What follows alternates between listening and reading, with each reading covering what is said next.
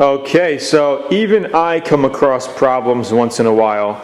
I was basing this whole thing down and I laid a little paint too thick in this area here, and I ended up getting some biting reactions. This is what you call biting. When you see something like that, alright, that means we had a little chemical reaction with the paint behind it, because right in this area, right, I 2K'd the whole gas tank. But right in this area, I actually cut through to the blue paint that was on the tank originally. Right, so we had blue paint, a little bit of blue sanded, prime, and then primer. Right, when I first laid the base coat on here, it was fine. Right, I laid some thin coats, but on the last coat, I laid it a little thick, and we ended up having some biting issues here. You could see it. So I let it dry for about a good hour. Okay, because it was thick in this area. Right, so now what I'm going to do is get some 400 grit wet sand and sand these areas smooth. Alright, and we're probably going to get to the blue again. You'll see it. I'm going to put all this on video. Then we're just going to go ahead and base it. I'm not going to worry about priming the thing again. You know, the right way to do it is to prime it, right? To have some good 2K primer around this section and then do it. But I'm going to show you how to combat this situation just by dusting the base on little by little to cover it. Alright, so let's go ahead and sand these out, 400 grit, and get it out, because you could see, I mean, this is a perfect example of biting, and I didn't want to waste this opportunity of showing you what this looks like. And this is super common for a lot of people, but overall, you know, the tank came out excellent. You know, no problems anywhere else on the tank. So I have a little bit of base left over in my gun right now. So I'm going to go ahead, let's do these right now and then base it, get it done this way we can put some clear coat on it. Thanks. So I have some 400 grit. Okay, go ahead and wet the area, and we're just going to sand it out smooth. Let's see what's happening. You can see it. Okay, so you don't have to be afraid at this point, because base coat can be sanded right after it's dry. This paper is pretty dull, but you can see we're getting it out.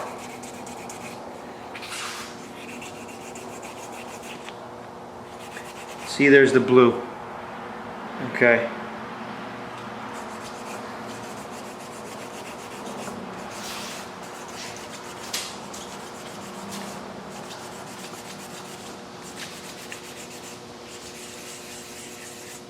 And you just want to feather it out, right? Feather it out so it kind of looks like that again. And then what we're going to do is dust the area. Alright, so if you take a look at this, right, we have a lot of different layers here.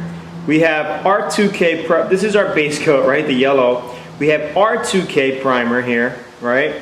We have the blue base coat that was there before, and it looks like under it was like a silver metallic, and then their primer over here, this light gray. Alright, I don't know what this is here. Maybe under it there was something else. But that's why we had a problem with biting. When you lay your paint on too thick, your reducer, right, your thinners and your reducer in your paint starts to eat up the paint, and you get a chemical reaction. So this is what happens. Okay, but there's a way around it. All right, so this is, we just smoothen everything out. Like, that's why when you paint over areas like this, you want to be careful, and you want to make sure you don't lay it on too heavy. All right, I thought I was good, but look, we have more on this side. So let's go ahead and do this side quick. And that's the cool thing about the VIP course. You know, I show you tons of situations like this where you will come across in due time, and I show you how to fix them, you know, how to avoid them. But this is what happens sometimes when you're working on projects. You know, you're rushing a little, you just want to get it done, and you know, you come across a problem like this, and a lot of people freak out. So this is how you combat it, right? You want to make sure it's super, super feathered out, okay, where you don't feel any of the, see, I still feel some right up in here. So we just go in a circular motion, and then we'll lay our base coat right on top of it. Now we could prime it, you know, with a can primer, but if you do that, we may end up with more problems. So I don't want to deal with it. This feels pretty good. Let me actually, right in here, a little bit right in here.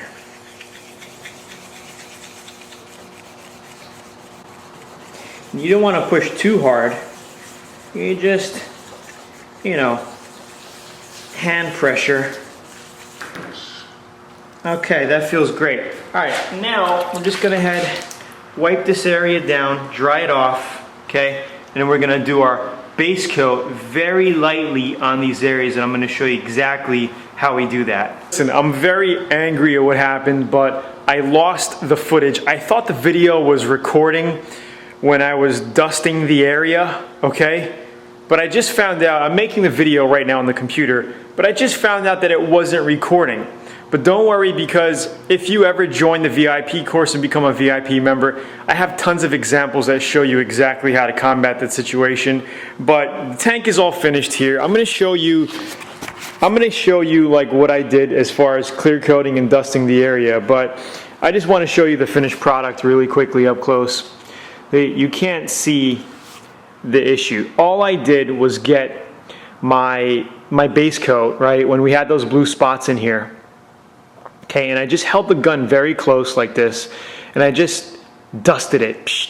You know, put a little bit of dust, a lot of air. Little dust, a lot of air, until it dries and dries and dries and gets covered and covered and covered and covered. And then once it's all yellow and dried, what you don't want to do is just laying the paint on, soaking the paint on again, the base coat, because you'll end up with a chemical reaction again. So what you want to do is basically dust it little by little, dry. You want to dust it dry, dust it dry, dust it dry. And once you get the section done, then you just coat the whole section a little bit, and then you do your clear coat. But this is how the tank came out. Watch the rest of the video, all right? There's going to be a lot more good information in it, but I did not prime the area.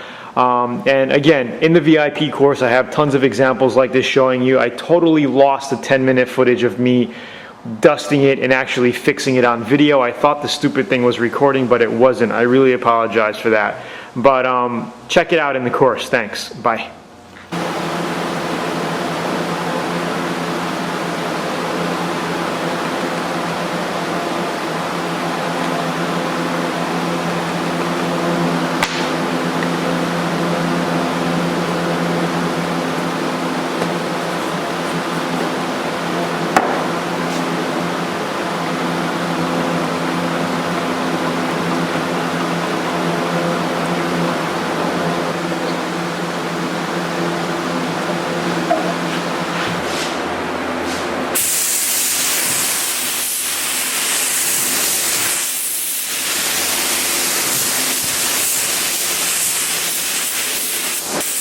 Here is the finished product of the Harley Davidson gas tank that we had problems with the biting around here. This is the cool thing about pearls and flakes and stuff like that, is you can take an ordinary color, right, a basic yellow, and do some pretty amazing things with it. Like, let's take a look at this yellow for a second. I hope the camera is picking this up. Alright, this is gold pearl on a yellow, and it just turns it into such a beautiful color here. And it looks really good. And I just put a touch of silver flake in it, some silver micro sequence flake. And I didn't buff this paint job or anything yet. I don't think I'm gonna have to. What I'm gonna do is sand this thing down with 1200 grit, 1500 grit, and then actually put our Harley Davidson decal on it, and then put another 2 coats of clear on it. Then it'll be totally done. But let's check out our areas where we had a problem with our biting. All right, you can't tell. All right, it's perfectly covered, painted, no problem whatsoever. All right, it came out beautiful.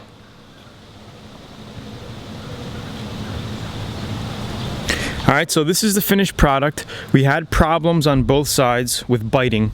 I had to sand these two areas down, feather them in, and then dust in the yellow base, right? Instead of reprimering again and going through all that hassle. And we basically did our base coat clear coat, put some pearl in it, gold pearl on a yellow base, and it just came out beautiful. I mean, this tank, it looks really nice, and I'm glad I did it this color. I actually mixed up an orange, a red and yellow, and it kind of looked like a pumpkin color. And I could have also did, you know, the pearl and everything, and it would have changed it. But I'm glad I went with the yellow, because this just looks it looks like a really nice canary yellow with the gold pearl in it. And I love it. So anyway, if you want to learn more about this, check out learnautobodyandpaint.com right now. We're giving away a free 85-page auto body manual, as well as a 90-minute DVD on auto body, you know, the quick start stuff that you need to know. If you're a total newbie getting into this, you can do it. And it's really, really amazing to have, you know, the finished products of things that you painted and completed. And it's really nice to see them out in the sun and just done up. Here's a little bike that I recently completed as well, a little pocket bike. Now, this was an Inferno red base coat that we also used the same clear coat that we did on the gas tank. So you could see how an Inferno red with gold pearl turns out to be kind of like a burnt orange. You could see that. Really beautiful color. Came out really nice. And, you know, this was just a quick paint job. You know, we didn't go crazy on the body work or anything. It's a pocket bike. It's going to be flying at 50 miles an hour on the ground like that, get rock chips all over the place and get beat up. But we just wanted to put something cool on it. We went ahead and put the decals on, cleared over the decals. So all these decals are basically in the in the paint. All these back here. The number 46 is not that. That's just laid right on top. But the white decals, the gray ones toward the bottom that you see, those are all actually in the clear coat. And it came out really, really cool. So again, it's Tony. You know, I can't wait for you to be able to do it all on your own and bang out these cool projects just like this.